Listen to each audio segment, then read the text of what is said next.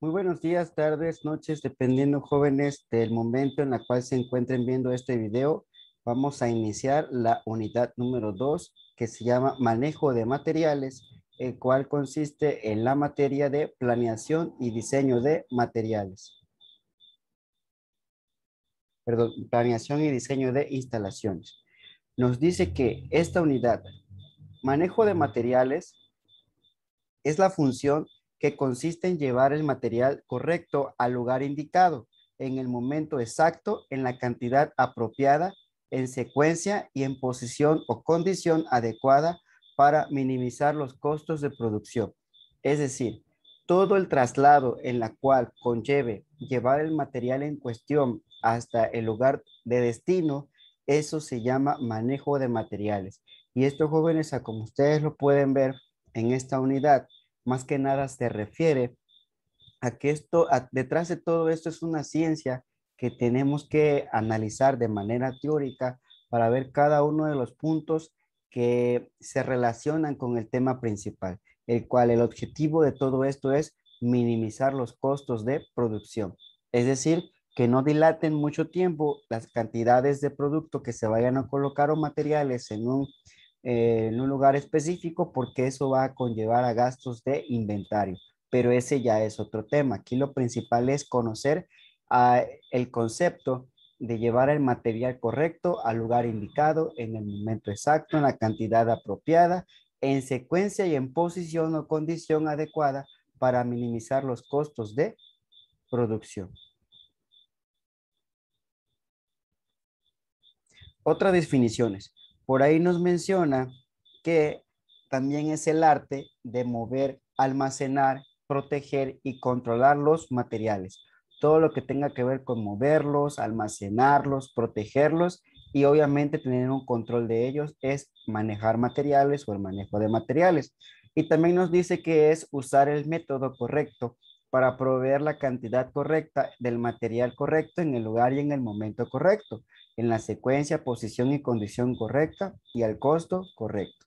Es decir, hacerlo todo bien de manera específica y de una manera, por así decirlo, perfecta, de modo que podamos cumplir con el principal concepto, que es manejarlo de manera correcta, todo el material que se vaya a utilizar o el producto que se esté, pero valga la redundancia, produciendo en esa organización. El objetivo del manejo de materiales es reducir los costos unitarios de producción. Lo que les decía, siempre la mano del ingeniero industrial va a ser ese, reducir costos, más que nada enfocados en la producción. Y todos los demás objetivos se subordinan a este, es decir, que el principal es reducir los costos y de ahí se pueden deslindar más objetivos en relación a esto.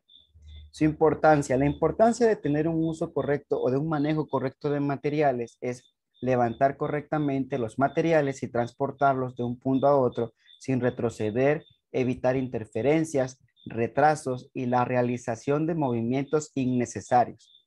También dentro de los aspectos más importantes destaca la forma en que son manipulados de acuerdo a su naturaleza y características físicas y químicas, también de acuerdo al proceso productivo en el cual serán utilizados. Es decir, el manejo va a depender mucho de qué tipo de material nos estemos refiriendo, tanto en sus características físicas como en sus características químicas, vaga la redundancia y la repetición de la palabra del producto que estemos manejando en esos momentos. Desventajas. Agrega poco valor al producto. Consume una parte del presupuesto de manufactura. Representa un costo que no es recuperable y es costoso. Es decir, entre más sofisticación tenga o entre más complicado sea el manejo de materiales, puede incrementar el costo de un producto. Y esto sabemos que si incrementa el costo, obviamente va a incrementar el precio de este cuando salga al mercado a la hora de adquirirlo el consumidor. Es por eso que debemos tener cuidado de saber manejar bien nuestro material, porque si no, el costo lo va a elevar y por lo tanto va a tener cierta desventaja frente a otros en el mercado. Riesgos de un manejo ineficiente de materiales. Ok, ¿cuáles son los riesgos si no hacemos un buen manejo? Una sobreestadía. es decir, que pase demasiado tiempo el producto en el área donde lo vayamos a colocar. Desperdicio de tiempo de máquina, es decir, que se esté trabajando de más con un producto y esto conlleve a que se esté incrementando el costo como tal. Lento movimiento de los materiales por la planta. Si no tenemos un buen manejo, va a haber un cuello de botella por ahí y esto va a conllevar que igual se incrementen los costos. Una mala distribución de materiales. Si no sabemos o no tenemos las herramientas o equipos para manipularlos, puede haber una mala distribución dentro del área donde lo tengamos colocado. Mal sistema de manejo de materiales, por ende, hay un mal sistema, no hacemos correcto el uso de los materiales. El mal manejo de los materiales, lo que decíamos, clientes inconformes, por ende, esto va a llevar a que a lo mejor el material sufra algún daño y pueda haber un cliente inconforme. Inseguridad, así es, porque esto puede conllevar a que la persona que los manipule o los lleve o los maneje tenga algún tipo de accidente y el costo obviamente se eleve. Todos estos puntos que acabo de mencionar de alguna u otra manera impactan en este último. ¿Por qué? Porque esto va a hacer que el costo se eleve y por ende eh, no va a hacer que los precios aumenten también. Entonces, hasta aquí debemos de entender que si tenemos un uso adecuado del manejo de materiales, podemos hacer que todos estos riesgos desaparezcan. Principios de manejo de materiales. Los objetivos del manejo de materiales, es decir, los que están subordinados al principal que habíamos mencionado.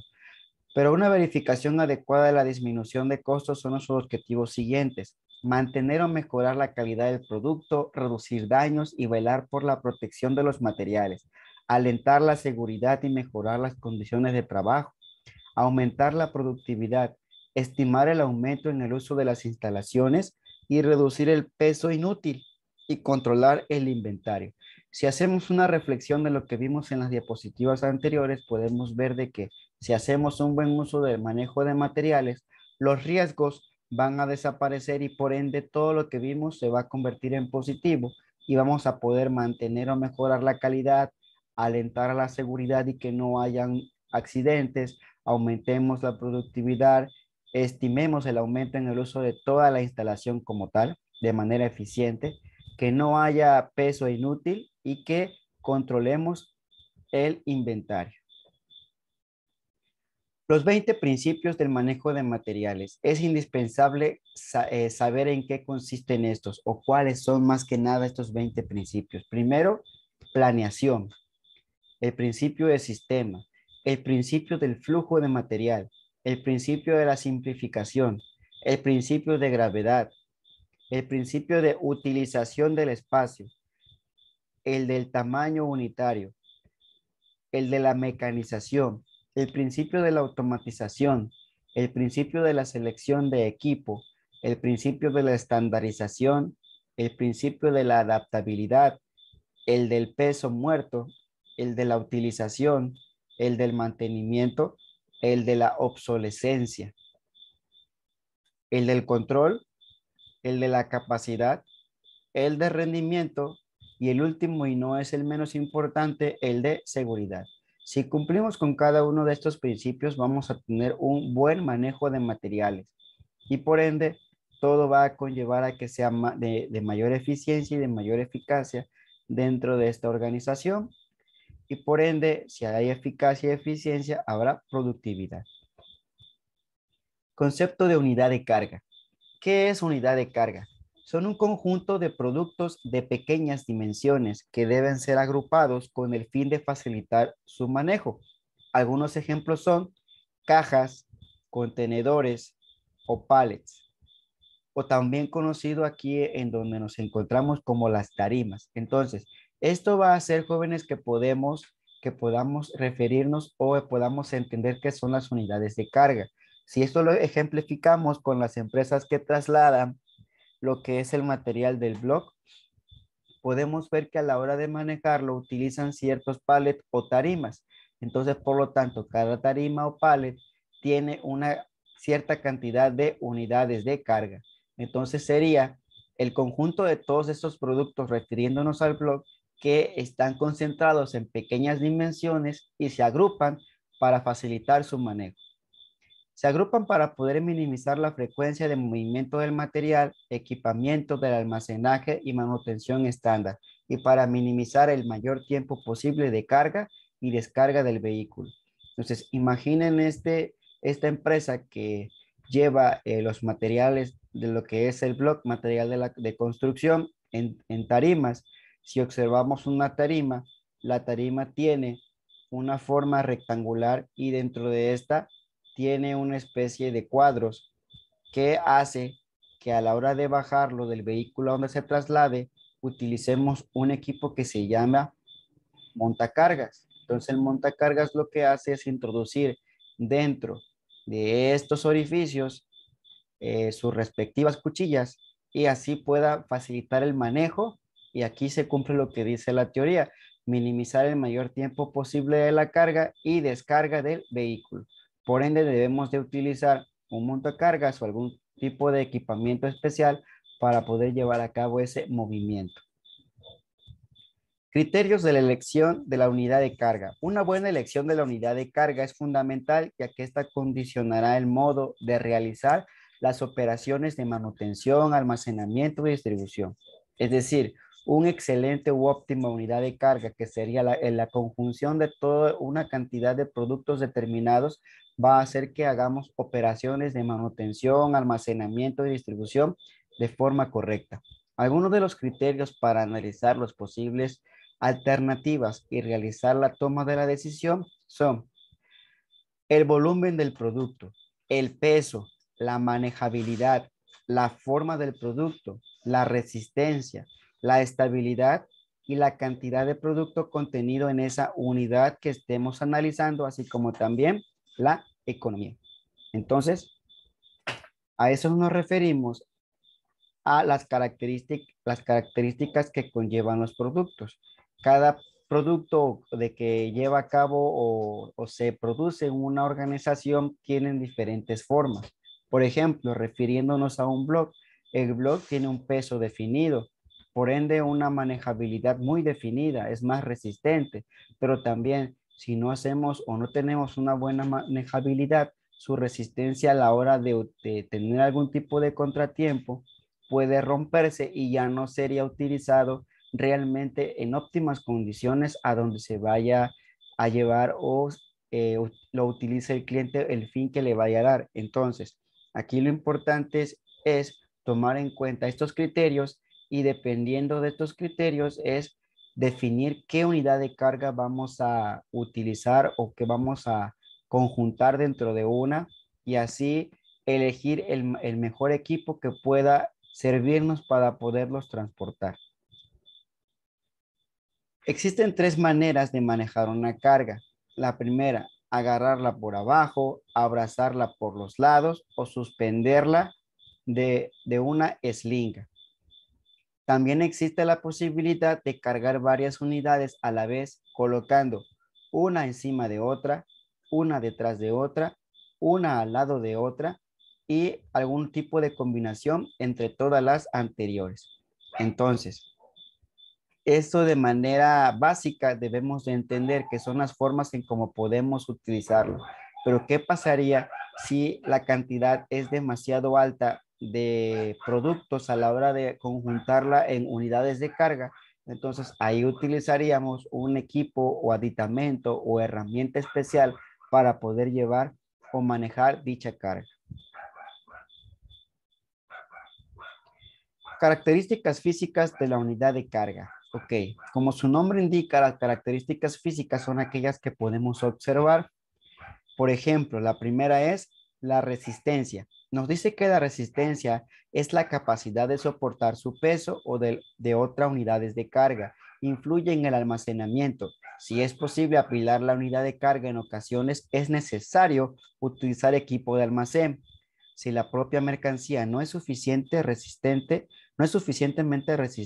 existen elementos auxiliares, como es la caja paleta, las paletas con pilares, etcétera. Llámense estas paletas a algún tipo de aditamento que sirva para poder soportar y darle mayor resistencia a la unidad de carga. que puede dotar a la unidad de carga de esas características. Otra característica física es la estabilidad. La estabilidad es un factor importante en el movimiento de los productos. La capacidad de la carga debe soportar movimientos sin perder su configuración. Tres son los medios básicos para conseguir una buena estabilidad. La primera, una correcta configuración de dicha unidad de carga, un retractilado y un flejado. Entonces, por ende, si cumplimos con cada uno de estos puntos, podemos mantener estable la unidad de carga. Por ejemplo, haciendo hincapié de nuevo al ejemplo de material de construcción como son los bloques, si ustedes analizan y lo imaginan, podemos visualizar una cantidad específica de unidades colocadas de manera rectangular o cuadrada encima de un pallet o tarima, y si ustedes se dan cuenta, dentro de esa tarima podemos encontrar que debe de tener ciertas características para que influyan a la hora de manejarlo. Por ejemplo, correcta configuración. La correcta configuración, por ende, sería colocarlas de manera que queden de forma horizontal y a la hora de suspenderlas con un montacargas mantengan el equilibrio, ¿sí? Y lo que es el retractilado y el flejado es utilizar algún tipo de cinta que se pueda atravesar ya sea de manera horizontal o de manera vertical para que a la hora de colocarla en el transporte mantenga esa estabilidad, la cual estamos mencionando aquí en esta característica física. Y cumplimos con los tres medios básicos para conseguir la estabilidad. Configuración, una correcta configuración, un retractilado y un flejado. La correcta configuración de la unidad de carga permitirá que ésta sea intrínsecamente estable. Un método elemental es hacer diferentes las capas pares de las impares. También se puede mejorar la estabilidad mediante placas de cartón o capa entre placa y placa. Aquí podemos observar cómo podemos colocar los materiales siempre y cuando estos tengan algún tipo de forma rectangular o proporcional, de modo que mantengan la estabilidad. Un ejemplo claro de todo esto es cuando a la hora de construir, si ustedes, por ejemplo, visualizan una pared, las paredes están hechas de modo que los bloques de la primera línea obviamente queden colocados uno cerca del otro, hasta que forman la primera línea de bloques. Y los que siguen no se colocan en la misma posición, sino de modo que quede a la mitad, se coloque otro por aquí, se coloque otro por aquí, se coloque otro y finalmente se coloque otro.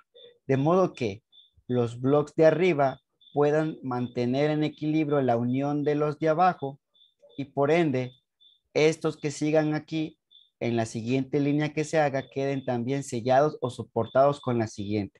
Teniendo o entendiendo esa analogía de un acomodo de una pared es lo que analiza aquí en la configuración de la unidad de carga. Se debe de tener o de contemplar una cierta configuración para mantener estable lo que es intrínsecamente, quiere decir internamente o dentro de los materiales que vayamos a mover, de modo que pues no haya algún tipo de accidente o no pierdan su resistencia o puedan afectar directamente tanto al material como al transporte o incluso a la persona que esté llevando a cabo este movimiento. Tipos de configuraciones de unidades de carga, lo que decíamos, el retractilado. ¿Qué es el retractilado? Consiste en envolver mediante películas de plástico que abrazan la mayor parte de la superficie de las cargas de forma rectangular, permitiendo un ajuste perfecto de la película. El retractilado protege la unidad de carga además contra roturas, contra inclemencias del tiempo y contra los sistemas de extinción de incendio. Como desventaja tenemos que incorporar dos operaciones, retractilar y quitar el retráctil. Un ejemplo claro de lo que es el retractilado podemos verlo a la hora de eh, observar un conjunto de botellas, por ejemplo, lo que son los refrescos. Si observamos los lotes de refresco vienen con una película de plástico que los protege, de modo que tanto protege el material en este caso el producto, tanto también puede facilitar el transporte de estos hasta llegar a su destino. Entonces, esas son las películas de plástico que menciona por aquí la definición del retractilado. Ahora bien, ¿qué es el flejado? Es el sistema más simple. Consiste en colocar cinchas o bandas de gomas, de nylon o de otros materiales con resistencia a la cizalla dura, pero con un cierto grado de elasticidad. En el caso de utilizar algunos sistemas de flejado, hay que evitar que este dañe el producto. Este indeseado efecto se puede conseguir mediante la colocación de trozo de cartón donde el fleje cambia de dirección. Ahora bien, si regresamos al ejemplo de los blogs, cuando transportamos o se transporta una cantidad específica de blogs colocados en tarimas o pallets, podemos observar que en el transporte, que regularmente son camiones, hay una cinta que se llama cincha o banda, que puede ser de goma, de nylon o algún otro material. Y este es cruzado por la parte de arriba, de modo que a la hora de utilizar un tipo de aditamento que viene dentro de este, hace que al apretar esto quede seguro. Pero aquí se cumple con la desventaja que menciona, que puede dañar el producto.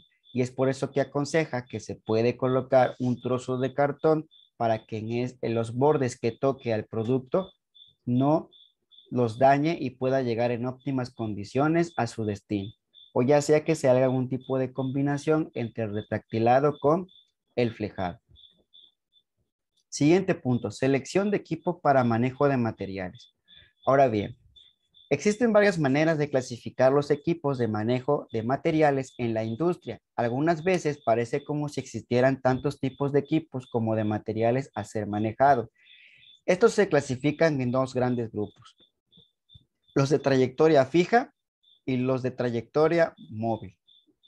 Aquí podemos observar en la imagen que los de trayectoria fija, un ejemplo son los transportadores o bandas transportadoras, que son dispositivos que funcionan por gravedad o por motor y se usan para mover cargas uniformes de manera continua.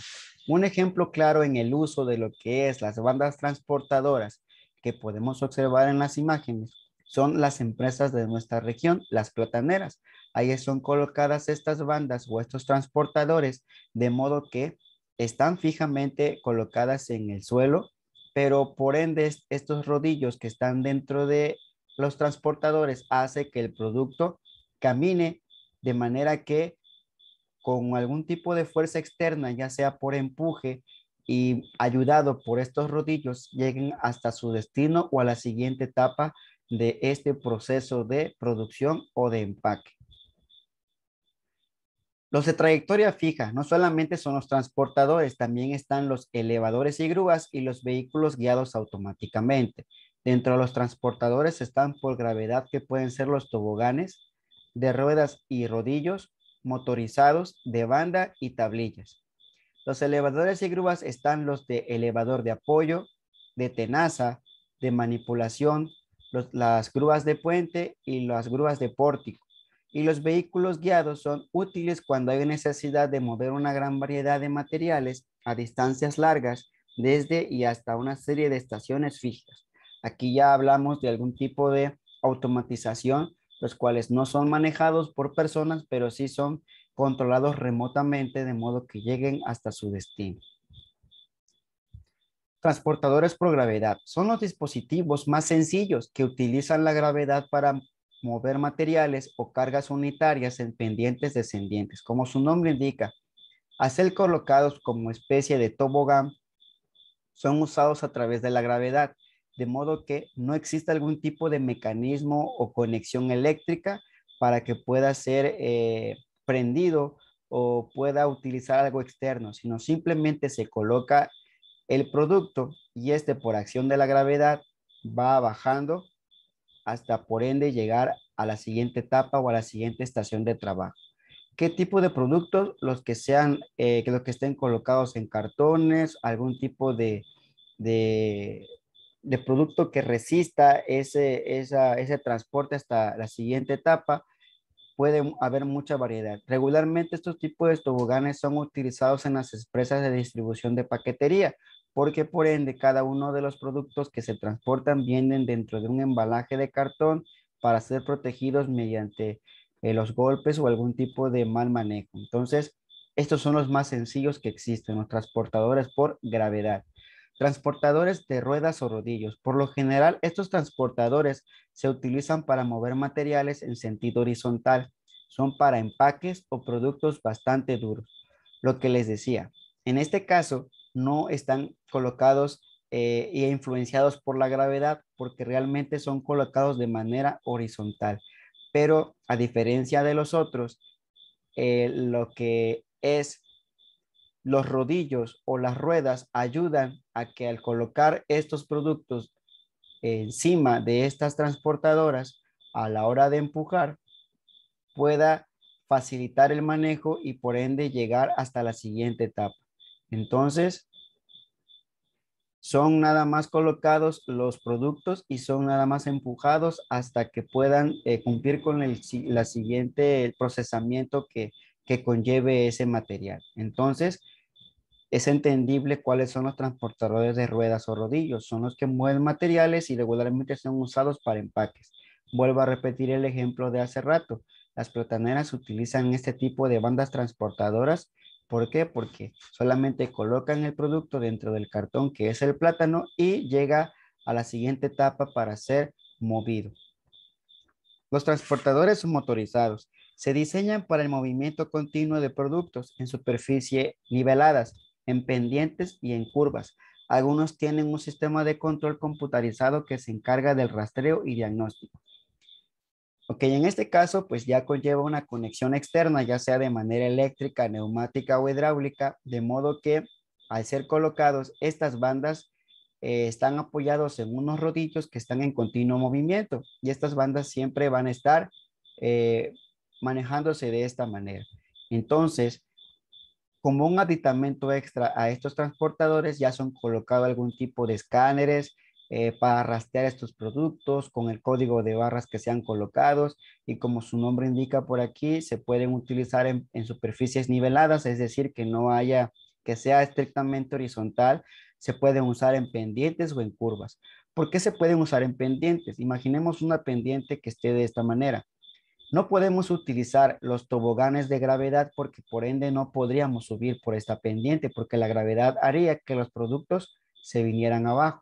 Tampoco podemos usar las transportadoras de ruedas o rodillos porque a la hora de empujar de arriba hacia abajo también no llegarían hasta su destino. Entonces, hay algunos flujos de producción que hacen que haya pendientes porque así están diseñados. Entonces, estos transportadores motorizados son especiales para subir estas pendientes porque siempre están en continuo movimiento y por ende, al colocar un producto encima de este, puede subir sin ningún problema.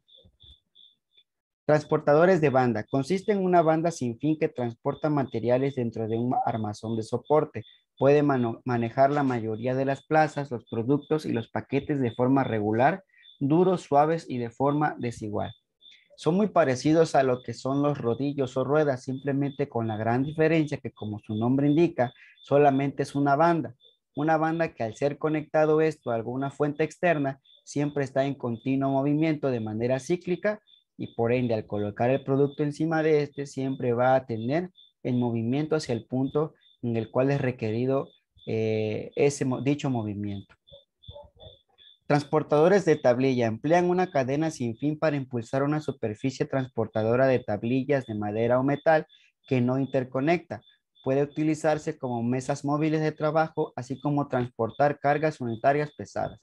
Regularmente son utilizados en las empresas o embotelladoras, también en algún tipo de empresas que tengan que producir por lote y por ende ya están empacados, retractilados estos productos dentro de la cantidad de unidad de carga requerida. Entonces, por ende, no lastiman al producto como tal porque son tablas que están unidas por un punto y mantienen una cierta distancia de una tabla hacia otra. Por eso dice por aquí que no interconectan, es decir, no son tablas que están pegadas una con otra, sino hay un espacio que las divide unas con otras y son especiales para cargar unidades pesadas. Entonces, por eso es que soportan una gran cantidad de material. Elevadores de apoyo. Ok, ya una vez visto los transportadores, vienen los elevadores. Se utilizan para transportar la carga sobre la superficie del elevador, sobre las superficies de apoyo de los bastidores o con ganchos conectados con los elevadores. Regularmente esto se utiliza para cuando hay un almacén y por ende tienen algún tipo de estante demasiado alto y a la hora de colocar estos productos, a lo mejor la estatura de una persona común no llegaría hasta el punto más alto de dicho estante. Por lo tanto, con este aditamento que tenemos por acá, se coloca en algún punto y al utilizar algún tipo de cuchilla, esto puede levantarse hasta el punto donde se desee y así colocar el producto al área donde sea requerido, ya sea en una parte demasiado alta o en la parte media. Y esto es un utensilio muy utilizado por las personas que trabajan en almacenes. Elevador de tenaza. Sujetan la carga en la superficie por fricción o por presión de la misma. Ok, en este caso acá tenemos el ejemplo. Aquí se coloca la persona que maneja este elevador y puede exclusivamente mover cierta cantidad pesada porque es utilizado regularmente con un brazo hidráulico o neumático y así transportarlo de un punto a otro. Elevador de manipulación. Mueve la carga sobre uno o más ejes para maniobra de colocación o descarga, ya sea mediante eh, algún tipo de material o metal o algún tipo de imán que tenga este elevador hace que pegue el producto y pueda ser utilizado o maniobrarlo a una o más ejes. Es decir, se puede manejar de manera horizontal o de manera vertical o incluso utilizar las tres dimensiones, manejarlo hacia adelante, hacia atrás, hacia un lado y hacia arriba. Entonces, estos son los elevadores de manipulación. Ahora bien, las grúas de puente. Aquí ya estamos hablando de otro tipo de máquinas que son utilizados en empresas mucho más grandes y por ende que producen materiales mucho más pesados que ya la persona común no puede cargar. Consiste en un polipasto, que es una máquina formada por un conjunto de poleas montado en un puente guía, sostenido por dos carros en cada extremo que se mueve sobre las vías sostenidas por los elementos del edificio. Entonces, este es un edificio completo, hay una serie de vías sostenidas que están de extremo a extremo y estos que están atravesados es la grúa o la guía que está ayudando a que se mueva dicha máquina y por ende la polea que está por aquí abajo es la que hace que levante el producto, la eleve hasta un punto determinado y pueda ser transportado y llevado a una siguiente estación. Regularmente algún tipo de ensambladora de vehículos o algún tipo de creación de máquinas demasiado pesadas, ahí es donde se utilizan ese tipo de herramientas o máquinas. Grúas de pórtico. Son similares a las anteriores, solo que esta se sostiene por medio de miembros integrados que se mueven sobre las vías del piso. Este tipo de grúa se utiliza cuando no es posible tener grúas elevadas debido a las restricciones del edificio. Ok, es exactamente igual, solamente que no son tan altas, están a ras de piso y puedan ser utilizadas a una altura considerable dependiendo del edificio. Por ende, las que vimos en la diapositiva anterior están diseñadas para lugares donde son altos en cuestiones de edificación, pero en este caso, estas en específico, que son grúas de pórtico, son para aquellos edificios que no son demasiado altos y no tienen demasiado espacio. Ok, vehículos guiados automáticamente. Hay tres tipos de estos vehículos. El tractor sin conducto que arrastra remolques o carros con material, lo que mencionábamos, algún tipo de tractor. El dispositivo que mueve cargas unitarias o tarimas independientes. Y el vehículo integrado con entrepaños múltiples que se utiliza para el manejo de correspondencia en edificios de oficinas, así como de suministro y alimentos en hospitales. Entonces, todo aquel vehículo que por ende tenga ruedas son utilizados para transportar algún tipo de aditamento mencionado en esta diapositiva, para arrastrar remolques o carros con material, para mover cargas unitarias, es decir, que no sean tan pesadas, que sean únicas, y también para utilizar algún tipo de correspondencia. Si nos damos cuenta, son materiales o se refieren a situaciones en las cuales lo que se vaya a llevar no es muy pesado. Hablando de estos dispositivos. Ok, de trayectoria fija tenemos ahora los robots. Son máquinas programables capaces de efectuar el movimiento de piezas u objetos de trayectoria precisa en el espacio. Asimismo, es posible programar un robot para que mueva piezas en diferentes trayectorias, que efectúe movimientos repetitivos y repita los movimientos del brazo humano y mueva piezas 4 ejes en el espacio. Ok. Entonces, por ende, estos robots también tienen el nombre de brazos robóticos o brazos automatizados y son utilizados actualmente en cualquier industria, incluso hasta en las embotelladoras, por ende, en las ensambladoras de auto y también para la creación de algún tipo de material el cual el ser humano no pueda tener contacto directo con ese producto o ese material que se esté creando. Los de trayectoria móvil, el conjunto de equipos que se describe como equipo móvil para manejo de materiales está constituido por máquinas que para moverse dependen en esencia y que son independientes en su trayectoria de movimiento. Lo que decíamos, en diapositivas anteriores nos referimos a trayectoria fija. Ahora estamos iniciando lo que es trayectoria móvil. Un ejemplo de equipo móvil son las carretillas y carros de mano. Es el mejor equipo auxiliar para el manejo de materiales. Por su sencillez permite que se adapte fácilmente en aplicaciones de un solo uso. Entonces aquí podemos observar lo que comúnmente conocemos como diablito o lo que también conocemos como carretilla de carga. Son utilizados para transportar material y pues por su sencillez pueden ser usados por cualquier persona y podemos llevar una cantidad específica de dicho material. Por naturaleza, el equipo móvil para manejo de materiales se clasifican en 5 grupos. Primero, carretillas y carros de mano. Segundo, montacargas motorizados. Tercero, carros transportadores. Cuatro, transporte y trenes con tractor.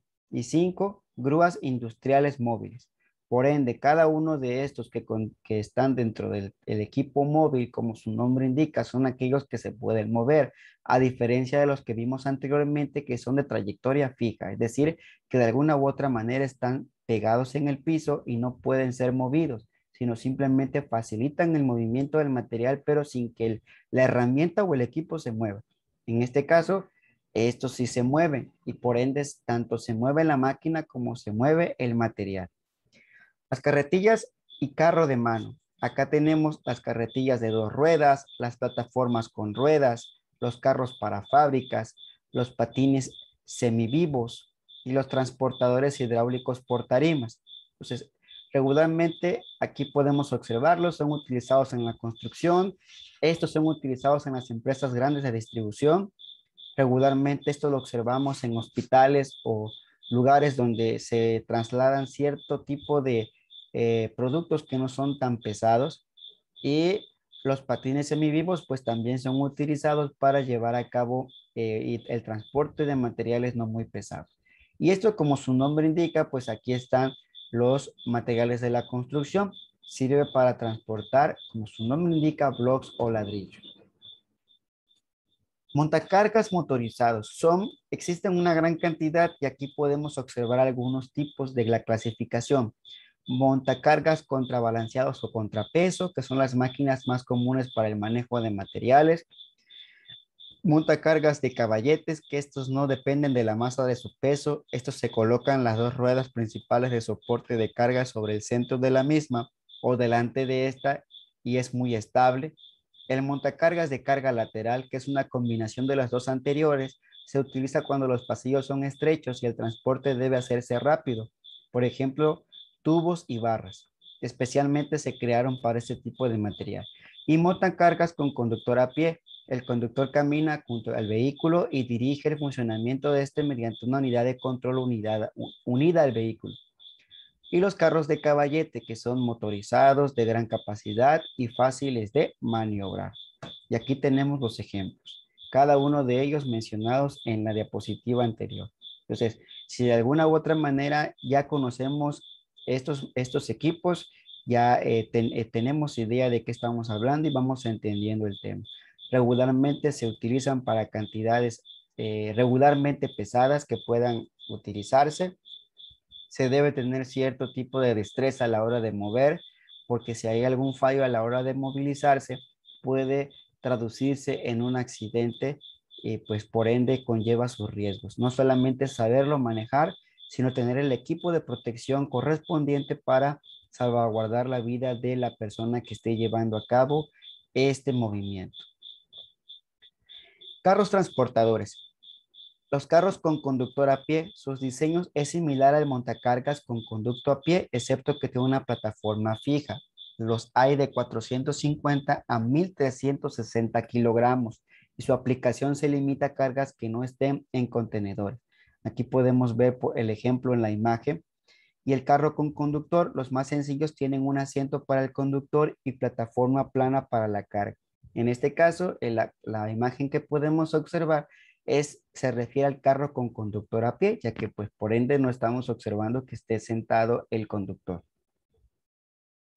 Transporte y trenes con tractor. Los tractores para carreteras utilizan para mover materiales entre lugares lejanos siempre y cuando los justifiquen la rapidez y el volumen del movimiento de materiales. Tractores con conductor a pie son los más pequeños de los tractores de tipo industrial. Este se conecta con los remolques y con los patines semivivos. Es decir, es complemento de otros dos de los que ya hemos mencionado. Tractores con conductor a pie a bordo. Es una versión más grande que la de conductor a pie. Este tractor está provisto de una plataforma en el que el operario viaja de pie durante la maniobra.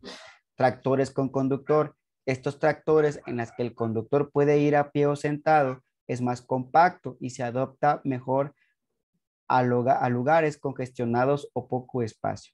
Tractores especializados suelen destinarse a cargas muy pesadas y con frecuencia son parte del propio transportador sobre ruedas. Grúas industriales móviles, en este caso existen de varios tipos también. Las grúas manuales portátiles son usadas para mover, colocar y retirar piezas de trabajo de los equipos de proceso. Grúas de estibador, este no es giratoria, sino que para colocar el gancho debe moverse todo el vehículo. Esto limita su empleo en lugares más despejados. La grúa de pluma giratoria, esta se utiliza para colocar cargas que para transportarlas. Simplemente es para colocar, no para transportar. Y las grúas de vuelta completa, estas giran 360 grados, por eso se llama vuelta completa. Y por lo general son las más grandes. Estas se usan para colocar cargas y no transportarlas, como el ejemplo anterior. Pueden lograr alcances de más de 30 metros y posiblemente puedan ser hasta de 90,000 kilogramos. Ok, el siguiente tema ahora es procedimiento de análisis para eliminar el manejo de materiales. Una vez entendidos los materiales, herramientas y equipos que se utilizan para llevar a cabo el transporte o el manejo de unidades de carga, debemos de aprender lo que es cómo llevar a cabo su análisis para eliminar el manejo de materiales. El manejo de materiales incluye movimiento, tiempo, lugar, cantidad y espacio. El manejo de materiales debe asegurarse que las partes, la materia prima, los materiales en proceso, los productos terminados y los suministros se mueven periódicamente de un lugar a otro. Recordemos algo importante, no solamente vamos a manejar productos terminados, también podemos usar estos materiales para mover partes, materia prima, los materiales que todavía no están terminados al 100%, son semiterminados, los productos que ya están terminados y por ende los suministros. Como los ejemplos anteriores que vimos que se movían partes, se movían blocks, que en este caso como la imagen que podemos observar que está por aquí, se puede mover cualquier cosa. Entonces, exclusivamente el tema de manejo de materiales no se apega a productos terminados, sino también a lo que son las partes, la materia prima y los materiales en proceso. Los 5 puntos siguientes deben considerarse para reducir el tiempo dedicado al manejo de materiales. ¿Cuáles son estos 5 puntos que nos van a servir para reducir el tiempo?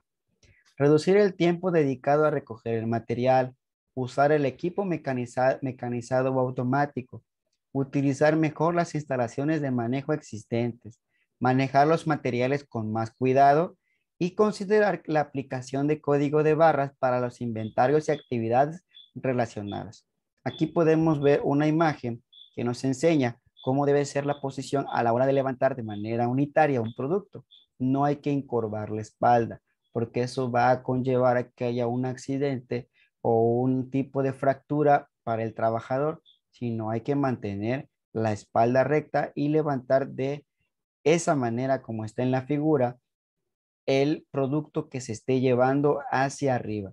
Indispensable también es que si vamos a levantar un producto, siempre hay que pegarlo hacia el cuerpo y no tener una distancia de este con el cuerpo, porque eso igual puede producir algún tipo de daño en en el cuerpo humano.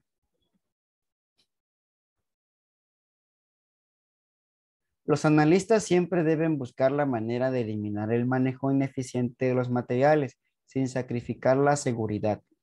Para ayudarlos, el Materials Handling Institute en 1998 desarrolló 10 principios de manejo de materiales, los cuales son, primero, el principio de planeación. Este dice que todo el manejo de materiales se debe ser el resultado de un plan deliberado, es decir, debemos de planear muy bien cómo lo vamos a manejar para que haya una seguridad. El principio de estandarización. Métodos, equipos, controles y software para el manejo de materiales deben estandarizarse, es decir, debemos encaminarnos todos en el mismo lugar para que así pueda existir ese estándar. Y no solamente en este rubro, en otros temas podemos observar que siempre está presente la palabra de estandarización. Principio de trabajo. El trabajo de manejo de materiales debe minimizarse sin sacrificar la producción o el nivel de servicio requerido de la operación. Entonces, por lo tanto, siempre debemos de aprender a manejar eficientemente el material sin sacrificar la producción. Es decir, no porque vaya a manejar poco, quiere decir que voy a producir poco. Debo de entender o analizar muy bien cómo voy a planear ese manejo de materiales de modo que siempre la producción sea continua y constante. Principio de ergonomía. Debe reconocerse y respetarse la capacidad y las limitaciones humanas, lo que decíamos. No podemos sacrificar al recurso humano y exigirle que cargue una cantidad excesiva de material porque está en riesgo su salud y puede ocurrir un accidente. Principio de carga unitaria. Las cargas unitarias deben ser del tamaño adecuado y configurarse de manera que logren el flujo de material. Lo que decíamos, debemos de aprender bien cómo va a estar estructurado la unidad de carga para que haya un excelente flujo dentro del proceso de producción y que no haya contratiempos o lo que comúnmente conocemos como cuello de botella. Principio de utilización de espacio. Debe hacerse un uso efectivo y eficiente de todo el espacio disponible. Lo que decíamos, si tenemos un almacén y tenemos disponible ese espacio, debemos de distribuirlo de manera eficiente de modo que se utilice lo más óptimamente posible. Principio de sistema. Las actividades de movimiento y almacenaje de materiales deben estar integradas por completo para formar un sistema operativo, lo que decíamos. Recuerden que el concepto de sistema es conjunto de partes que se interrelacionan entre sí para lograr un fin en específico. Y si algún tipo de material no se mueve o se almacena de manera correcta y sufre algún daño, por ende, este sistema no va a cumplirse. Principio de automatización. Las operaciones de manejo de materiales deben mecanizarse y automatizarse cuando sea posible. ¿Ok? Debemos tener la mirada que en algún futuro podamos automatizar y a lo mejor eso conlleve a que se traduzca de manera eficiente el manejo de materiales. Principio ambiental. Nunca debemos dejar a un lado la parte del ambiente. El impacto ambiental y el consumo de energía son criterios a considerar al diseñar o seleccionar el equipo. Lo que decíamos. Si vamos a transportar un equipo, a lo mejor pueda utilizar transporte de rueda o rodillos o transporte en los cuales se ha utilizado la parte de la gravedad. Si recordamos en diapositivas anteriores, pudimos observar que estos no consumen energía como tal, sino utilizamos la fuerza de empuje y la fuerza de gravedad. Y si no es necesario consumir energía o conseguir uno que sea motorizado, podemos así reducir el impacto ambiental. Y finalmente, el principio número 10, el costo de ciclo de vida. Un análisis económico exhaustivo debe tomar en cuenta todo el ciclo de vida del equipo. Es decir, en algún punto de la existencia o de la adquisición de un equipo, debemos analizar que va a tener una vida útil. y si ya se acerca en algún momento de la vida útil, debemos saber planear para poder adquirir otro del mismo tipo o mejorar y hacer que ese tipo de material o herramienta o máquina sea reemplazado por uno de mejores condiciones. Y nunca exigirle más a un equipo que de lo que la vida útil venga estipulado. El principio predominante es que cuando menos se maneje el material, mejor es su manejo, ¿ok? Esto es importante. El principio predominante es que cuando menos se maneje el material, mejor es su manejo, es decir, en menor cantidades se pueda utilizar o se pueda transportar, mejor vamos a poderlo manejar. Como comúnmente conocemos, no abarquemos demasiados, no vamos a poder. Entonces hay que saber manejar el material eficientemente de modo que podamos cumplir y seamos productivos. El modo más eficaz de abordar un problema de manejo de materiales es realizar un análisis de la situación que le ha dado origen. Es ahí donde entra que si vamos a abordar un problema es que tengamos una excelente planeación. El ingeniero de manutención de materiales o de manejo de materiales que tiene a su disposición varios métodos de análisis debe elegir el más apropiado al problema que tenga entre manos. ¿Sí? Entonces, dependiendo del material o equipo o máquina que se tenga dentro de la empresa, va a ser el tipo de método de análisis que va a elegir. Si entonces ya a este grado que está en el séptimo semestre, ya podemos definir y elegir el método que más nos convenga porque ya tenemos una conversión de una gran cantidad de métodos que pueden utilizarse en algún rubro en específico dentro de la empresa. A medida que la utilización de herramientas y técnicas de Lean Production se utilice o producción esbelta, se comprobará la eliminación de 8 tipos de desperdicio. ¿Cuáles van a ser los desperdicios que vamos a poder minimizar o eliminar en su momento? El movimiento. El desperdicio de movimiento tiene dos elementos, el movimiento humano y el movimiento de las máquinas.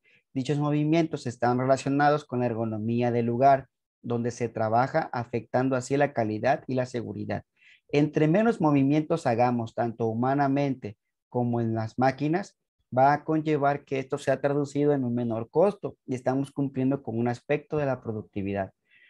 La sobreproducción es el que más afecta a una industria. Se suscita cuando las operaciones continuas debieron ser detenidas o cuando se hacen productos de previsión para stock antes de que el cliente los pida. Nunca debemos producir más y nunca debemos detener la producción. Lo ideal es producir lo que el cliente pida o trabajar bajo demanda. Ese siempre es la meta de toda empresa, trabajar bajo demanda y cumplir con los requerimientos del cliente y tratar de que el stock tienda a ser cero, es decir, que no haya nada en inventarios, porque el tener algo en inventario por demasiado tiempo se traduce en gasto. Y recordemos que el gasto es aquel que ya no se puede recuperar. Otro desperdicio que vamos a poder eliminar es la espera. La espera es el término aplicado en aquellos periodos de inactividad de un proceso, ya que esta acción no agrega valor y a veces resulta en un sobrecoste del producto. Por ejemplo, imaginen una línea de producción y de repente en esta primera parte para pasar a la siguiente, vemos que el maquinado o lo que se esté llevando en esta actividad está tardando demasiado y empiezan a llegar poco a poco más productos, más productos, más productos y esta actividad no avanza. Entonces, ¿qué está pasando ahí? Está existiendo algo que se llama espera y esto es malo para lo que es la producción o el manejo de materiales, porque esto va a hacer que se le agregue valor a algo que no se le debe de agregar y por ende el costo va a aumentar. Va a haber más gasto de energía, va a haber un cuello de botella, va a haber más horas de trabajo para el trabajador o el recurso humano y por ende ese trabajador va a solicitar pago de horas extras y esto va a ser una elevación de costos para las empresas en cuestión. Otro tipo de desperdicio es el transporte. Se refiere al movimiento innecesario de materiales de una operación a otra sin ser requeridos. No podemos mover algo si no es requerido en el momento. Por lo tanto, para no mover algo innecesariamente, pues simplemente no debemos de producir de más. Así que cada uno de estos desperdicios están ligados de alguna u otra manera. Procesado extra. Se refiere a operaciones extras tales como retrabajos, reprocesos, manejos de materiales innecesarios y almacenamiento debido a algún defecto, sobreproducción o inventario insuficiente. Lo que decíamos, a lo mejor algún producto salió mal y se le ocurre a la persona volverlo a reproducir o volverlo a retrabajar. Esto, jóvenes, nunca se debe hacer porque esto está creando un costo extra para el producto. Si ustedes analizan, observan o han visitado empresas, se van a dar cuenta de que en estas, cuando algún producto sale mal, lo hacen a un lado y simplemente eso ya no sirve. ¿Por qué? Porque es mejor dejarlo y producir algo de cero o algo nuevo a retrabajarlo o volverlo a meter a un proceso de nuevo.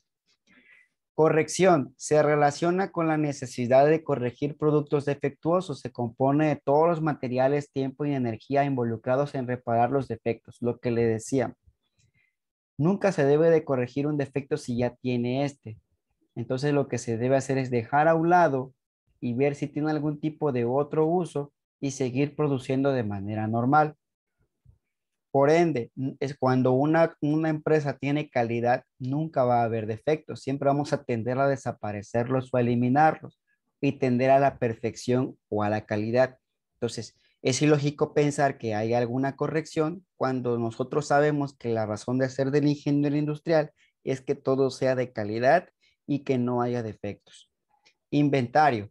Condiciones cuando el flujo se restringe en una planta y cuando la producción no está marchando al ritmo. La producción de inventario que nadie quiere en ese momento desperdicia espacio y estimula daños y obsolescencias en los productos. Por ejemplo, imaginemos que somos una empresa de metalurgia o de metales y estamos guardando demasiado inventario. ¿Qué está ocasionando esto? Que por ende estemos desperdiciando espacio y que haya daños dentro de este material. Recordemos que el metal se oxida o se corroe. Por lo tanto, eso va a hacer de que a la hora de darle movimiento o salida, ya va a tener este tipo de daños, de modo de que ya no va a servir a como debió haber sido su uso. Finalmente, o en este caso, el último de esta diapositiva es el conocimiento desconectado que existe cuando se tiene una desconexión entre la compañía con sus clientes y los proveedores. No debemos nunca tener esa desconexión o estar desinteresados en clientes o proveedores, porque recordemos que la razón de ser de nosotros como empresa son los clientes. Y por ende, la razón de ser para que quedemos bien con los clientes es que tengamos unos excelentes proveedores. Dispositivos o máquinas para el manejo de materiales. Ok, el número de dispositivos para el manejo de materiales de que actualmente se dispone es demasiado grande, por lo que se describirán brevemente solo algunos de ellos. El equipo para el transporte horizontal o vertical de materiales en masa pueden clasificarse en las tres categorías siguientes. Grúas.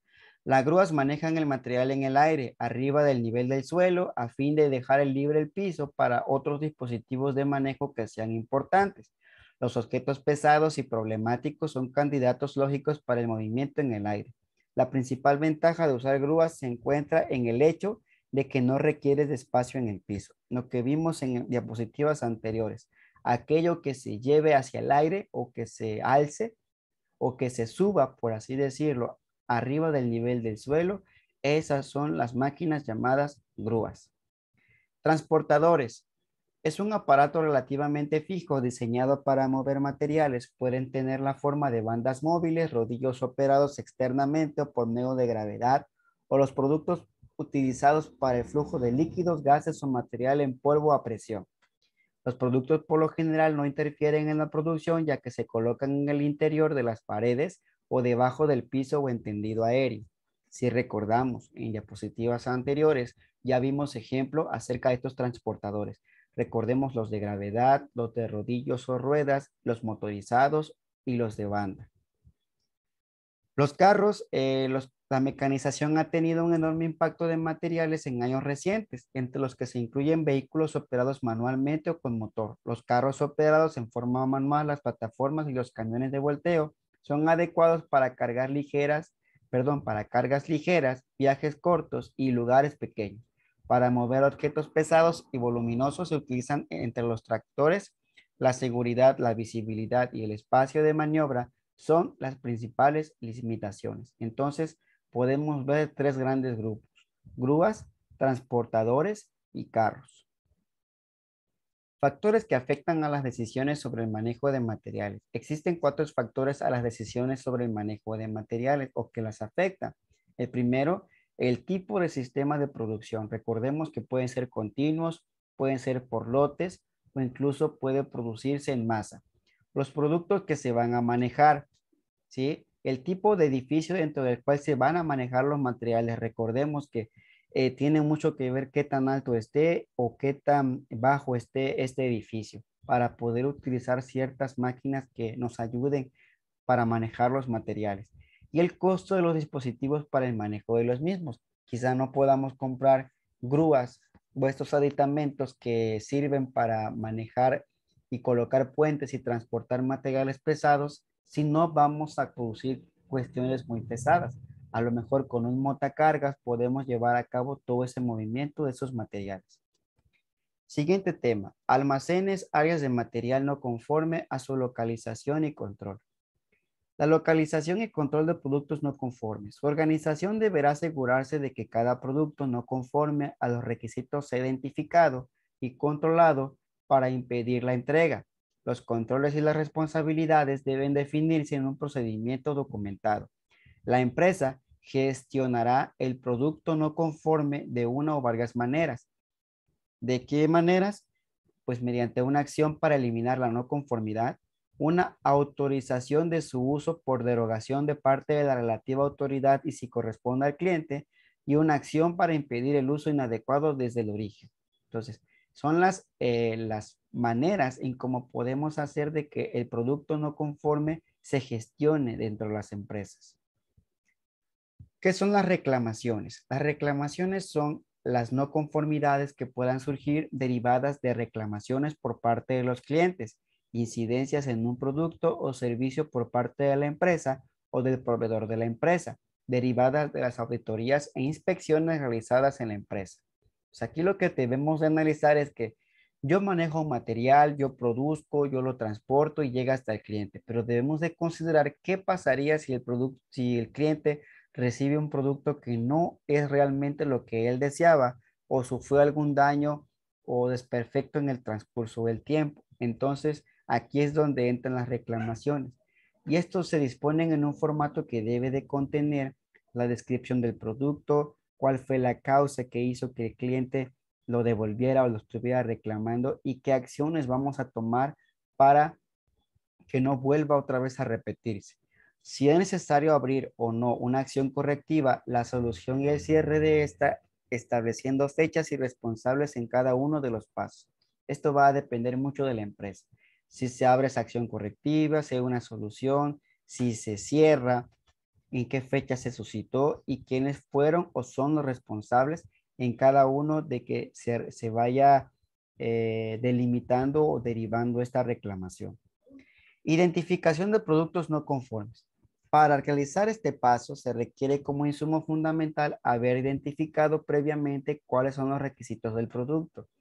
Los requisitos especificados por el cliente, incluyendo los requisitos para las actividades de entrega y las posteriores de la misma, los requisitos no establecidos por el cliente, pero necesarios para el uso especificado o para el uso previsto, cuando sea conocido, y los requisitos legales y reglamentarios relacionados con el producto. Entonces, si conocemos cada uno de estos, podemos identificar cuáles productos no están cumpliendo con una conformidad. Recordemos de que si estamos produciendo algo de calidad y vamos a cumplir con los requisitos del cliente, por ende no debe existir eso, pero siempre debemos tener en cuenta qué pasaría si el producto no está siendo o no está cumpliendo con las necesidades del cliente. Ahora bien, dentro de esto entra lo que es la norma ISO 9001 y su visión dice que el tratamiento adecuado de los problemas nos va a conducir a la mejora continua. Una institución proactiva, que es aquella que trabaja de manera sinérgica, no niega u oculta los problemas, sino los resuelve.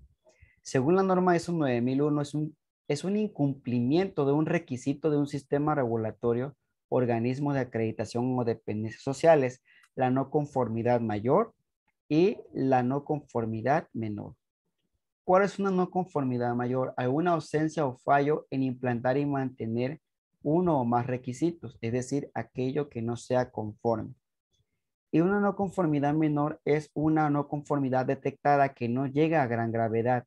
Entonces, siempre cuando estemos en una empresa y exista una no conformidad, tratemos de que sea esta de menor escala o una no conformidad menor, porque si esta se hace mayor, puede estar en riesgo la acreditación de esta norma si la empresa está acreditada, o puede hacer también de que pueda perder la presencia esa empresa en ese lugar donde esté llevando a cabo su producción.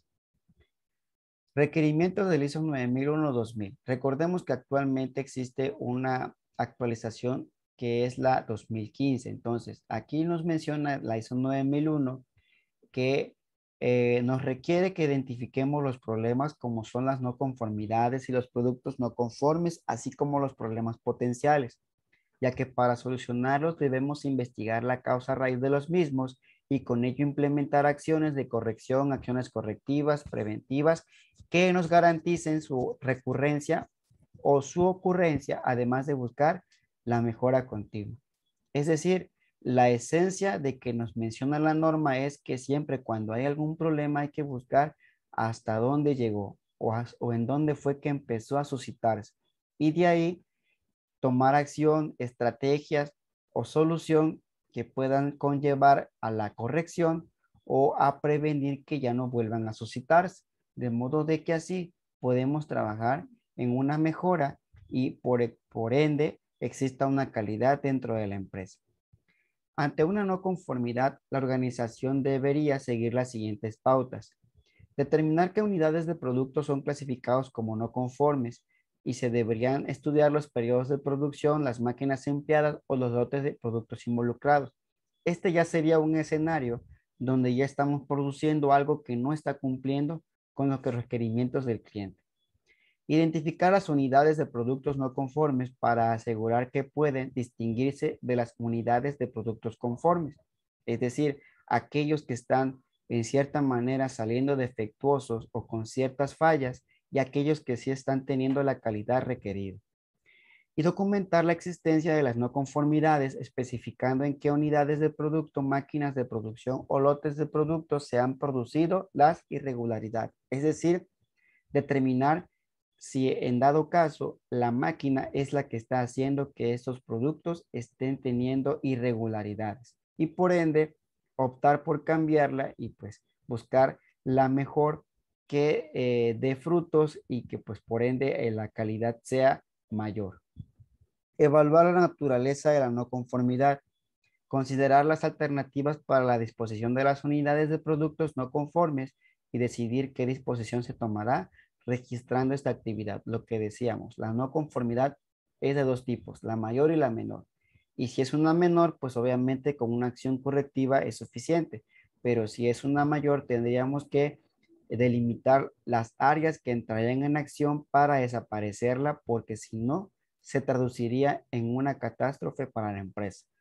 Notificarlo a otras áreas funcionales afectadas, lo que decíamos, ver qué áreas están involucradas para que la no conformidad pues sea cambiada y por ende sea detectada para que el cliente sea satisfecho y pues no llegue a mayores. La organización debe tratar los productos no conformes mediante una o más de las siguientes maneras. Opción 1. No hacerle nada al producto que presenta problemas y dejarlo con las no conformidades, pero tampoco desecharlo. Se pueden realizar las siguientes acciones como desviación permitida, autorización para apartarse de los requisitos originalmente especificados, concesión, que es la autorización para utilizar o liberar un producto que no es conforme con los requisitos especificados, y la reclasificación, la variación de la clase de un producto no conforme de tal forma que sea conforme con requisitos que difieren de los iniciales. Estos tres tipos pueden optar una empresa. desviarlos para que no lleguen hasta el cliente, de alguna u otra manera autorizar si se van a utilizar así como se están produciendo, pero por ende para otras funciones, o reproducirlos. Entonces, este último no es aconsejable porque se traduciría en mayor costo.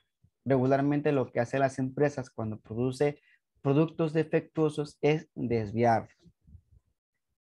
Opción 2, dejar el producto con la no conformidad y desecharlo, lo cual cataloga la norma tomar acciones como desecho, acción tomada sobre un producto no conforme para impedir su uso inicialmente previsto. Hay empresas que cuando un producto no está hecho con los requisitos que se establecieron, lo utilizan como desecho o ya se transforma en un subproducto que son utilizados para otros tipos de mercado. Por ejemplo, la empresa Marinela, cuando no está produciendo un producto conforme a los requisitos, lo aparta y lo vende para alimentación de algún tipo de animal. En este caso, lo consume el ganado. Entonces, se utiliza este apartado para este tipo de empresas. Opción 3, corregir la no conformidad detectada y que la norma lo define así. Corrección, acción tomada para eliminar una no conformidad detectada, lo que decíamos. Si vemos un producto defectuoso, lo rastreamos. Y si la máquina es la que está haciendo mal el trabajo, habría que verificar y mantenerla. Si en el mantenimiento sale que era un error, por ende se repara. Y si el producto ya sale de manera correcta, pues ya se llevó a cabo esa corrección. Reproceso, acción tomada sobre un producto no conforme para que cumpla los requisitos. Lo que decíamos, se vuelve a hacer ese producto que salió defectuoso. Eso se puede hacer siempre y cuando el costo no se eleve. Si se eleva, no es aconsejable. Reparación, acción tomada sobre un producto no conforme para convertirlo en aceptable para su utilización prevista. Cuando son productos que no son de consumo humano o para la alimentación, se puede hacer una reparación, porque a lo mejor es una pieza o algún aditamento de algún otro producto para hacer un ensamble, entonces se puede reparar. Pero cuando es refiriéndonos a la parte de consumismo humano, no es aconsejable una reparación. Procedimiento cuando el material es el dato en el producto no conforme. Procedimiento de control de recepción. Se inspecciona el material adquirido y se identifica adecuadamente para asegurar la trazabilidad de los mismos. Procedimiento de almacenamiento, preservación y manipulación. Además de reflejar los cuidados a tener durante la manipulación y el almacenamiento del material para evitar su deterioro, se insiste en que los materiales no conformes sean identificados como tales. Lo que decíamos. ¿Cómo manejar un material? Aquí la norma ISO 9000 te los menciona. Cómo se debe almacenar, cómo se debe de preservar y cómo se debe manipular. Y procedimiento de corte de material se indica el modo de identificar el material resultante de los procesos de corte y el modo de identificar tanto los materiales como conformes como los no conformes. Ok, aquí vemos un diagrama de flujo de cómo identificar el producto no conforme. Se identifica, después se comunica al representante del proceso, se toman las acciones para eliminar esa no conformidad, se toman las acciones, por ende, para eliminar la no conformidad, está repetido aquí este paso, se toma una decisión, se verifica el cumplimiento de las acciones tomadas. Si se verificó y se elimina la no conformidad, por lo tanto ya se archiva y se termina el proceso. Pero si se verifica y vemos que no está cumpliendo, por ende, pues se vuelve otra vez a repetir en tomar acciones para eliminar la no conformidad. Ahora bien, la metodología SHA. La metodología SHA es un conjunto de 6 procedimientos que se pueden aplicar a proyectos pequeños que no requieren un análisis profundo del sistema de manejo de materiales. ¿Cuáles son? Clasificar la información, analizar la información, visualizar el flujo de dicha información, establecer planes de acción, evaluar alternativas, detallarlas y evaluarlas. Elementos clave. Productos o materiales. ¿Qué artículos o materiales se están manejando en esta empresa? ¿Qué cantidades se van a manejar, ya sea en ventas o volúmenes? las rutas que se van a trazar para el transporte, la secuencia de operación o requisitos de proceso, el servicio de soporte, control de inventario, orden de procesos y mantenimiento, y el tiempo, que suele ser la tarifa o los tiempos de operación. Si observamos, son principios que ya se mencionaron anteriormente. ¿Cuáles son los productos? ¿En qué cantidades se van a manejar? ¿Cuál van a ser la secuencia de operaciones dentro de la empresa y fuera de la empresa? ¿Cómo se va a llevar a cabo el control de inventario de estos materiales? ¿Y cuánto tiempo se va a llevar a la hora de transportarlos? ¿En qué consiste esta metodología? En la aplicación universal a cualquier proyecto de manejo de materiales. Consiste en esquematizar los materiales, en crear un patrón de procedimientos, es decir, algún tipo de manual para saber cómo manejarlos y tener convenios con los proveedores que nos vayan a dar estos materiales o las materias primas para poder llevar a cabo la conversión de nuestros productos. El patrón de procedimientos dice que es una serie de procedimientos para seguir paso a paso. Cuando más complicado es el problema, el patrón de procedimientos nos proporciona más utilidad y mayor ahorro de tiempo. Es decir, entre más detallado sea este manual de procedimientos de cómo manejar un material, mejor nos va a servir para tener un mejor manejo y ahorrarnos el tiempo de transporte de un punto hacia otro. ¿Qué son los convenios del SHA? Estos convenios para identificar varios orígenes y destinos nos sirven para visualizar nuestros movimientos y calificar alternativas. Es decir, verificar de qué punto voy a mover este material, hacia dónde lo voy a mover dicho material. Las 4 fases del SHA. Todo proyecto de manutención sigue un curso desde el objetivo fijado inicialmente hasta la realidad de la instalación física y pasa a través de 4 fases. Primero, una integración externa. Después, un plan general de manutención. Posteriormente, un plan detallado de manutención y finalmente la instalación. Entonces, antes de implantar este sistema o esta metodología, debemos integrarla, después crear un plan general, después crear un plan detallado y posteriormente ya llevar a cabo la implementación o la instalación. Ahora bien, en conclusión, esta metodología SHA provee un número de movimientos específicos a seguir y llevándolos a cabo se puede ahorrar tiempo en el manejo de materiales, lo que decíamos. Ese siempre va a ser el objetivo, minimizar tiempo y costo. Además de que nos ayuda en la toma de mejores decisiones y ayudará en la aprobación de los estudios realizados por parte de los administrativos de la empresa, siendo el manejo de materiales todo el proceso de movilización, almacenamiento y conservación de los materiales, ya que es considerada como una parte de la enseñanza de director de la empresa y del ingeniero. Por lo tanto, es una materia de suma importancia para todo aquel que estudie métodos de producción. Así que en conclusión, el manejo de materiales jóvenes es una ciencia, porque no simplemente es mover y ya, sino hay que saberlo mover, como decía el texto, cantidades correctas, movimientos correctos, transporte correcto, lugar específico correcto. Es decir, que todo lo que vaya a intervenir dentro del transporte o traslado del material sea hecho de manera correcta, jóvenes. Entonces, hasta aquí es lo que es el tema, jóvenes, de lo que es el manejo de materiales. Espero puedan entender y analizar cada punto, y cualquier duda o comentario quedo a sus órdenes. Saludos, chicos.